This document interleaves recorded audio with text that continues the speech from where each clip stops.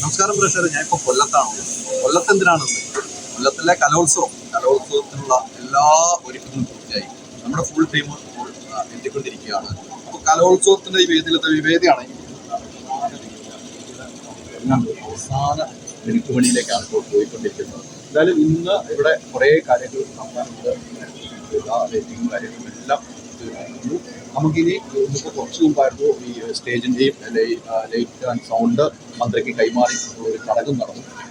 നമ്മളെ സംബന്ധിച്ചിടത്തോളം കലോത്സവം ഏറ്റവും നല്ല രീതിയിൽ പ്രേക്ഷകരുടെ മുമ്പിലേക്ക് എത്തിക്കുക എന്നുള്ളതാണ് നമുക്ക് ഏറ്റവും വലിയ കാര്യം. പ്രേക്ഷകരുടെ മുമ്പിൽ എത്തിക്കുക. ഷെബീറ, ഇപ്പം കുഴപ്പമില്ല, തീർച്ചയായിട്ടും നമ്മൾ പൊളിക്കുകയാണ്. അല്ല, നമ്മുടെ ഒരുക്കങ്ങൾ നമ്മുടെ മെമ്പേഴ്സ് എല്ലാം എത്തിക്കഴിഞ്ഞു. ഇനി നമ്മൾ 24 വേദികളിൽ ഒരു കുട്ടിയുടെ കലോത്സവം, ഒരു നന്നായിട്ട് പെർഫോം ചെയ്യുന്ന ഒരാളെ പോലും വിടാതെ എല്ലാവരും ഉൾക്കൊള്ളിച്ചുകൊണ്ടാക്കി നമ്മൾ ഉണ്ടാവുക.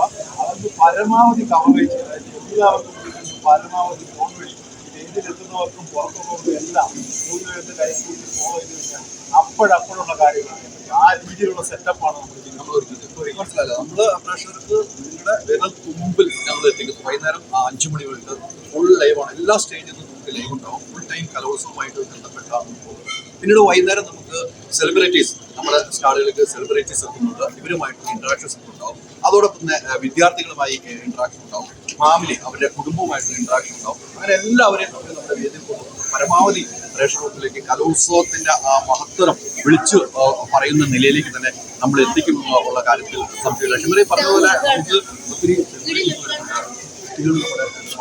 വേദിയിൽ വരുന്നുണ്ട്. ഇവരൊക്കെ തീർച്ചയായിട്ടും നമ്മുടെ ചാനൽ അറിയപ്പെടുന്ന മൂവി വേൾഡ് എന്നാണ് നമ്മുടെ ചാനൽ അറിയപ്പെടുന്നത്. എല്ലാ ഒരു സെലിബ്രിറ്റി പോലും ഇല്ലാതെ എല്ലാ സെലിബ്രിറ്റികളും നമ്മുടെ ചാനലിൽ. അപ്പോൾ ഹൈദരലി എന്ന് പറഞ്ഞാൽ ഒരു വലിയ പ്രതിഭ ഇവിടെ എത്തുകയും മൂവി വേൾഡ് വരെ ഓൺലൈനിൽ ഒരു വിസ്മയം തീർക്കാനും ഒക്കെയാണ് നമ്മൾ അതുകൊണ്ട് തന്നെ നമ്മുടെ ക്രൂ മെമ്പേഴ്സ് ഇവിടെ എത്തുന്നു. സെലിബ്രിറ്റികളുടെ ഒരു നിര, അത് നമ്മളിപ്പോൾ പറയുന്നില്ല, അത് നമ്മൾ പിന്നീടേ പറയത്തുള്ളൂ. ഇപ്പോൾ പറഞ്ഞു കഴിഞ്ഞാൽ സസ്പെൻസ് പോകും. വലിയൊരു നിര തന്നെ വരികയാണ്. അതുപോലെ തന്നെ നാടകത്തിന്റെ ഈക്കില്ലമാണ് ഹൈദരലി കൊല്ലം. അതായത് നമ്മുടെ മുകേഷിന്റെ അച്ഛൻ ഓമാധവൻ നാടകം, കാളിദാസ കലാകാരന്മാരുണ്ട്. തീർച്ചയായിട്ടും നാടകത്തിന്റെ കലാകാരന്മാരുണ്ട്.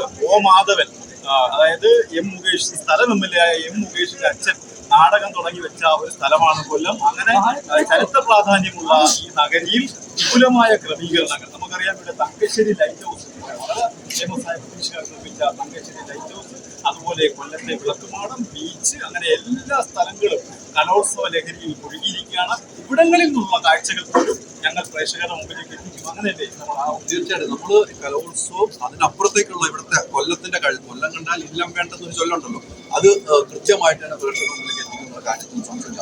പിന്നീട് ഈ നമ്മൾ നിൽക്കുന്ന ഈ ആശ്രമത്തിനകത്ത് മറ്റൊരു പ്രത്യേകത, മലയാളികൾ, ലോകത്തുള്ള മലയാളികളുടെ മുന്നിൽ ഒരു വേദനയായ, മനസ്സിനൊരു വേദനയായ സംഭവമായിരുന്നു. ആ സംഭവം എന്താണെന്ന് നമുക്ക് ഓർത്തില്ല. സംഭവം ഓർക്കുന്നുണ്ട്? തീർച്ചയായിട്ടും നിങ്ങളെല്ലാവരും ഒരു കുട്ടിയെ കാണാതെ പോയി. നമുക്കറിയാം, ആ കുട്ടിയെ പേര് അബിഗേൽ സാറ എന്ന് പറഞ്ഞ കുട്ടിയെ കാണാതെ പോവുകയും ആ കുട്ടിയെ ഈ കേരളം എന്നല്ല ലോക ജനത തെരഞ്ഞൊരു രാത്രി ഉണ്ടായിരുന്നു.